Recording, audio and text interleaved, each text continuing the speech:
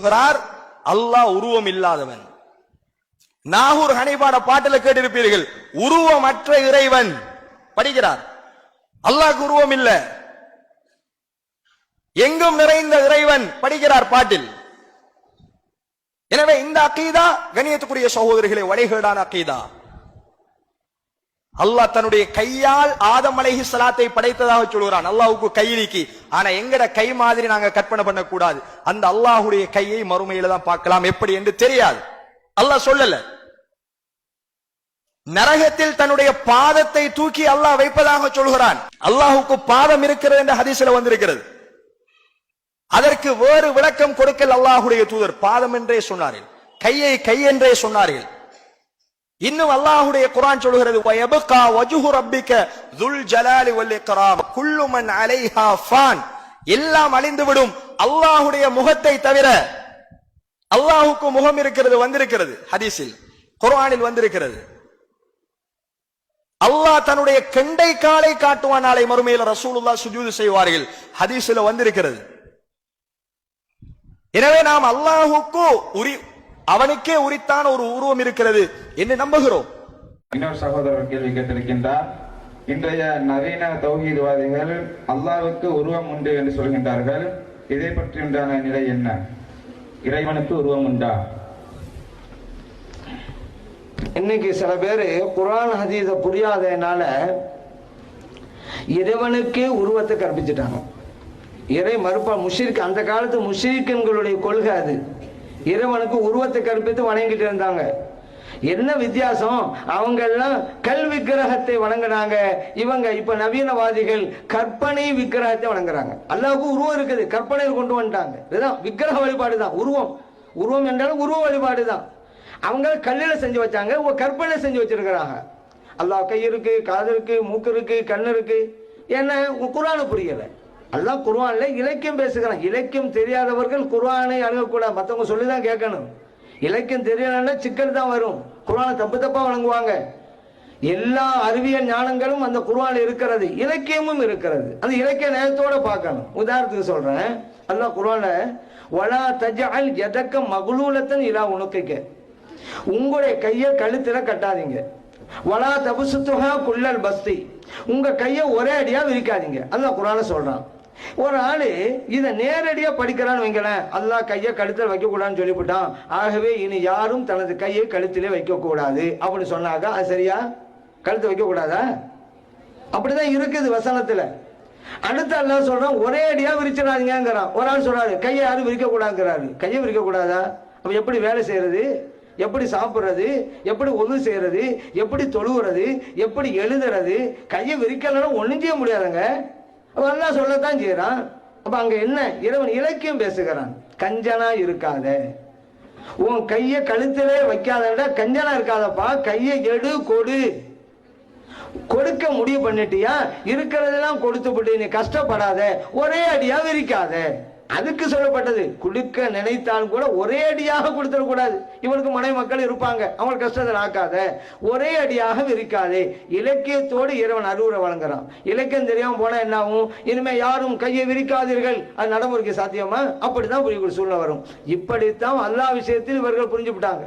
அல்லாஹ் கை இருக்குன்னு குர்ஆன்ல வருது, முகம் இருக்குன்னு வருது, கண் இருக்குன்னு வருது, அப்படி ஆக்கி விட்டாங்க. கால் இருக்குன்னு ஹதீஸ்ல வருது, அப்படி ஆக்கி விட்டாங்க. கையை அல்லாஹ் தஆலா குர்ஆன்ல தபாரக்கல்லதி பேதிஹில் முல்குங்கறான். அல்லாஹ்வுடைய கையில் அரசாட்சி இருக்கிறது. அப்படின்னா என்ன? கையின்றாலே ஆட்சி அதிகாரம். நம்ம கூட வரலாற்றுல படிப்போம். ஒரு காலத்திலே பகதாது மாநகரம் மன்னர் ஹாரூன் ரஷீதுடைய கையிலே இருந்தது, படிக்கிறோம்ல. அப்ப என்ன? அந்த பகதா மாநகரத்தை ஒரு ஆட்சியா புரிந்தாரு, அப்படித்தானே விளங்குவோம். அதை விட்டு அவருடைய கையிலே பகதா மாநகரம் இருந்ததுன்னு சொன்னா பகதாதே கையில தூக்கி வச்சுக்கிட்டு இருந்தாரு ஹாரூன் ரஷீது, அப்படியா புரியும்?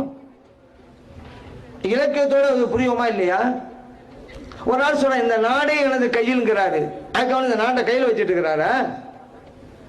அப்படிப்பட்ட ஒரு மன்னருக்கு கையே இல்லைன்னு வச்சுக்கிறாங்க. ஒரு நாட்டுல அரசரு, அவர் கையே கிடையாது, சொல்றாரு இந்த நாடே எனது கையில்ங்கிறாரு. உனக்கு தான் கையே இல்லையே, இன்னும் கையிலங்கிறதா சொல்லுவோம். கையெல்லாம் இந்த கையே கிடையாது. அவரு அங்க சொல்றது இந்த நாட்டின் ஆட்சி அதிகாரம் என்னிடம் இருக்கிறது அப்படிங்கறத அவர் அப்படி சொல்றாரு. இதான் இலக்கியம்ங்கிறது. அல்லாஹ் தஆலா ஆட்சி அதிகாரத்தை வைத்திருக்கிறாங்கிறத கைங்கிற வார்த்தை மூலம் இலக்கியம் பேசுகிறான். அதே போல முகம் குல்லுமன் அலைஹா ஃபான் வயபுகா வஜ்ஹு ரப்பிக், எல்லாம் அழிஞ்சு போயிரும், உங்க ரப்புனுடைய முகம் மட்டும் இருக்கும்னு சொன்னா அல்லாஹ்வுடைய உள்ளமை மட்டும், எல்லாம் அழியும், அல்லாஹ்வுடைய உள்ளமை இருக்கும். ஆனா இந்த கூட்டம் முகம்டா முகம், அதுவே ஆபத்தான விஷயம். இப்படி முகம்டா அவங்க விளக்கம் கொடுக்குறாங்களே, மிகப்பெரிய ஆபத்து. அவ்வுடைய கருத்து பிரகாரமே ஏன்னு கேட்டா அவங்க சொல்றாங்க அல்லாஹ்வுக்கு கை இருக்கு, அல்லாஹ்வுக்கு கால் இருக்கு அப்படி சொல்லிவிட்டு முகம் மட்டும்தான் இருக்கும், எல்லாம் அழிஞ்சு போகும்னு சொன்னா அப்ப அல்லாஹ்வுடைய கையுமுள்ள அழிஞ்சு போகண்டு வரும், அல்லாஹ்வுடைய காலுமுள்ள அழிஞ்சு போகண்டு வரும். எவ்வளவு பெரிய ஆபத்தான கருத்தாலும் சொல்லிட்டு இருக்காங்க. அவங்க பிரகாரமே பார்த்தா எல்லா அழியும் அல்லாஹ் இருப்பான்டா பிரச்சனை இல்லை, எல்லா அழியும் அல்லாஹ்வுடைய முகம் மட்டும் இருக்கும்னு சொன்னா நம்ம முகம் என்றால் அல்லாஹ்வுடைய உள்ளமைன்னு அர்த்தம் வச்சிடறோம், இலக்கியத்தில் சொல்லப்பட்டுங்கிற பிரச்சனை முடிஞ்சு. ஆனா அந்த கூட்டம் முகம்டா முகம், கையுண்டா அல்லாஹ்வுடைய கையெல்லாம் அழிஞ்சு போகும், முகம் மட்டும் தான் இருக்க முடியல வரும். எவ்வளவு பெரிய விபரீதமான கருத்து. அதே போல பாருங்க, அல்லாஹ்வுக்கு கால் இருக்கான். என்னன்னு கேட்டா புகாரில வந்த ஒரு ஹதீஸை சொல்றாங்க.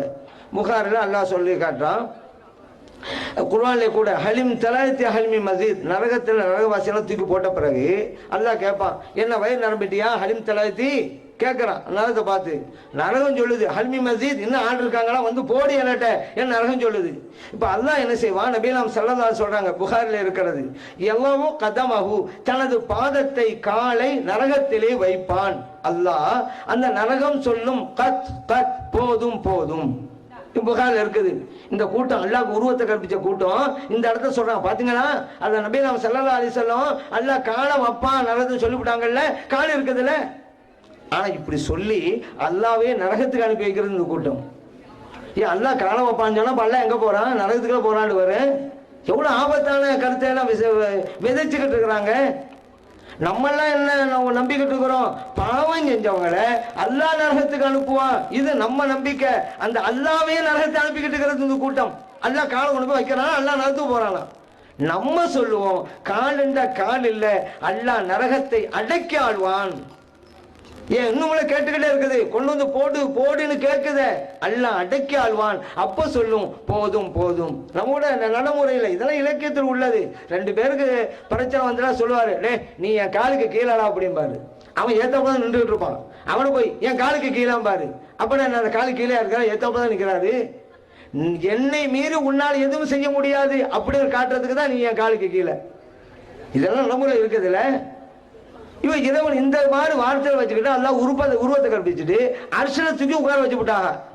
அர்ஷனை உட்கார வச்சா இப்ப அல்லாஹ்வுக்கு திசையெல்லாம் வந்துடும், மேலே கீழே வலது இடது தெற்கு வடக்கு மேற்கு கிழக்கு எல்லா திசையும் வந்துடும். அப்படின்னா நம்மள மாதிரிதான் அல்லாஹ் குர்ஆன்ல சொல்றான், லைஸ கமித்லிஹி ஷையுன், இறைவனை போல வேற எதுவும் இல்லைங்கிறான். இந்த கூட்டம் சொல்லுது இல்ல இல்ல இறைவன் நம்மள மாதிரிதான். இறைவன் காலத்திற்கும் இடத்திற்கும் அப்பாற்பட்டவன், ஆனா இடத்திற்கும் காலத்துக்கும் உட்பட்டவனா ஆகிவிடுது இந்த கூட்டம். அல்லாஹ் ஒரு இடத்துல உட்கார வச்சாச்ச, அர் ரஹ்மான் அலல் அர்ஷிஸ்தவான்னு சொல்லிவிட்டான். அல்லாஹ் அர்ஷிஸ்தவான்னு சொன்னா இஸ்தவானா உட்கார்ந்தாங்கிற அர்த்தம் தானே. ஏன் டிக்ஷனரி பார்த்தா என்ன, டிக்ஷனரிக்கு ஆட்சி அதிகாரம் செலுத்தின அர்த்தம் இருக்கு. இஸ்தவுலா பார்க்கணும் அரபி அகராதிய. இஸ்தவுலான்னு என்ன, ஆட்சி அதிகாரம் செலுத்தின அர்த்தம். இறைவனுக்கு எந்த அர்த்தம் பொருந்துமோ அந்த அர்த்தம் தானே கொடுக்கணும். அர்த்தம் இல்லாவிட்டா கூட ஏதோ புரியலன்னு நினைக்கலாம், அர்த்தம் இருக்குது. இறைவனுக்கு எந்த அர்த்தம் கொடுத்தா பொருத்தமோ அந்த அர்த்தமெல்லாம் இருக்குது. அதை விட்டுவிட்டு மனுஷனை மாதிரி ஆக்கிறதுக்கு உண்டான அர்த்தத்தை வச்சு அல்லாஹ் நம்மள மாதிரி தான்ட்டாங்க. நபி நாம் ஸல்லல்லாஹு அலைஹி வஸல்லம் அவங்கள நம்மள மாதிரிண்டா இல்ல, அந்த மாதிரி அல்லாஹ் நம்மள மாதிரி, அந்த மாதிரி சூழ்நிலை வண்டி போயிட்டு இருக்கு. அதனால இவர்கள் இலக்கியம் தெரியாததுனாலதான் இப்படி ஒரு அறியாமல் இருக்கிறார்கள். ஈமானுக்கே மிகப்பெரிய ஆபத்து. இறைவன் யாரென்று நம்ம புரிந்து வணங்கணும். இறைவனுக்கு உருவத்தை கற்பிச்சுட்டா அந்த முஷ்ரிக்குடைய செயல்பாட்டுக்கும் இந்த கருத்துக்கும் எந்த வித்தியாசமும் இல்லை. என்ன அவங்க கல்லில விக்கிரத்தை வச்சிருந்தாங்க, இவங்க கற்பனையில விக்கிரத்தை வச்சிட்டு இருக்காங்க, இதுதான் வித்தியாசம். அதனால இப்படி ஒரு நச்சு கருத்து அறவே அகற்றப்பட வேண்டும் என்பதையும் நாம் மனதிலே கொள்வோம்.